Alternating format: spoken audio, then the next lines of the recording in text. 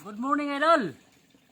Pag bago ka pala na pa aking channel, pwede ba mangyo isang like or share mo lang sa support, idol.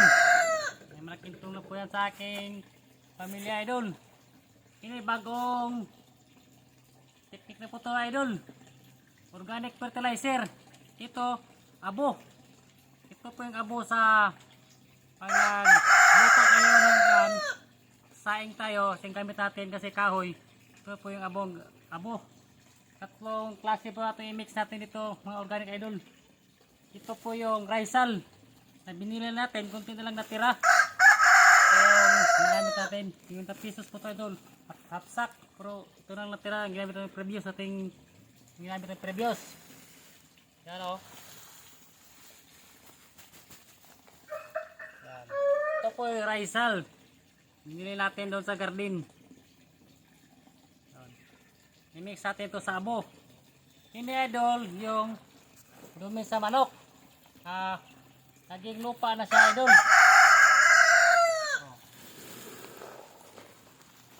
Para sa manok yan.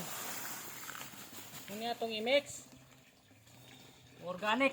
Pwede natin ipang basal natin sa tanim ng gulay. Ito, mabasa ko yon sa tanim ko ng kamuti. I-mix natin ito, idol.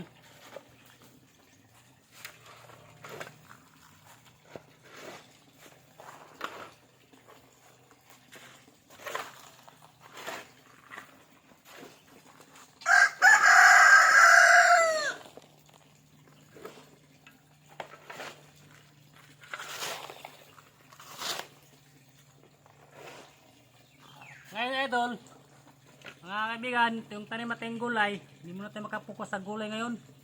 Sa kamuti muna tayo mag-focus kasi yung gulay natin na field tayo. Kasi kailangan kasi ng mga fertilizer nun against insecticide. Wala tayo pambili pa ngayon kasi simula pa lang tayo. Ito lang muna ang gamitin natin sa kamuti. Kasi kamuti di na kailangan ng fertilizer, hindi na kailangan ng bang spray sa mga insecticide. Yung sipag mo lang kailangan sa ating kamuti. Yung paguna, cultivate ng lupa, unal, land preparation. Papakukahuman sa second batch sa ako natanom. Natanom ang kamuti, nag-ano na ako doon. Naghutok pa ako, kamulpog hutok mga idol. Sa next month magtanim ako. Tapos na ito yun. Tapos na siya makultivate.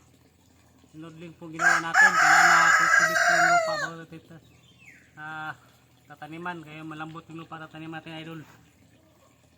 Tataniman ko yun next month sa October. Bis ang ganda taniman kamuti October or September. Kaya may ulan, may init.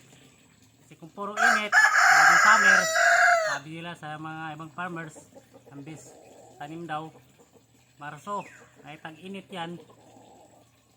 May rapat po maka-circulate ating kuhan kamuti. Ang ganda ganitong time, idol. Ulan, may init. Balance lang ba para yung kamuti natin mabilis sa buhay. Muna itong idol, i-mix natin. Muna itong ibasal sa tariyoting kamuti. Ganito karami lang ibasa natin sa bawat puno. Halimbawa, ito yung kamuti, idol. Ito yung lupa na pinakultibitan natin. Dito natin ilagay yung kamuti. Yan, pakita ko sa inyo, idol, paano pagtanim. Example lang to, Ipupos lang natin, kukunin natin yung ganas. Halimbawa, idol, ito yung area na taniman natin. Nakakultivate yung lupa. Yan, yung ugat, idol, Pinaugat po natin after 3 days or 4 days, ganito na po yung ugat niya. Itatanim natin. Kapag tanim nito, idol, ano lang, 3 inches lang ang lalim, huwag masyadong malalim. Pahiga lang, idol, ano na style, yan, higa lang. Tapos pag ganyan, pag ganyan lang. Siyempre, bago tayo magtanim, manalangin tayo sa Panginoon, nabigyan tayo ng blessing sa ating tanim na kamuti. Na ikaw kamuti sa mga sabitoon na grabing unod. Mabilang mo ba yung bituon sa kalangitan, yung star? Diba hindi, pati kanat dahil yung unod. Tapos tabunan na ito idol, ganyan. Ana lang step niya na idol. O ana lang siya. Ana ra idol. So, maraming salamat sa mga viewers na nag-share sa aking mga videos. Like at subscribe sa mga new followers ko at subscribers. Maraming salamat sa walang sawing suporta kaibigan. Tigad na po bala sa inyo. Kaysa ngayon may wala po kong may tulong.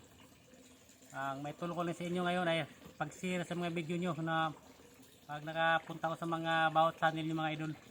At pasensya na kung di kayo ma-reply agad. Kasi busy tayo sa ating siyempre sa ating pamilya. Masuportahan ang pangailangan. Bali mahirap idol. Malaga. Na wala tayong sakit. Malusot yung pangatawan. Kasi na tayo kayamanan na pinatulog sa atin ng God. Kaya palangin natin idol. Na may awa din sa God idol. Kahon din tayo sa hirap. Pagan lang natin mga kaibigan.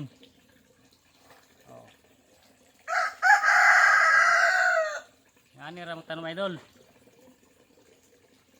Bago tayo magtanim idol, babalik ko lang. Hapon tayo magtanim. Kasi low tide po yan paghapon. Mga bandang alauna. O tanim tayo alas 2 o alas 3. Kasi kung tanim tayo ng alas 12 o alas 10 so umaga morning, so mag-init yan.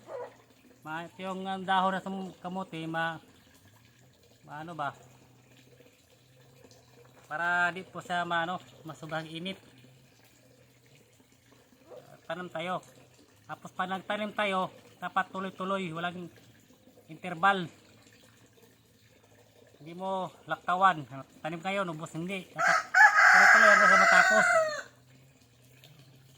Huwag mong lakangan, kung Bisaya pa, tuloy-tuloy ang pagtanim.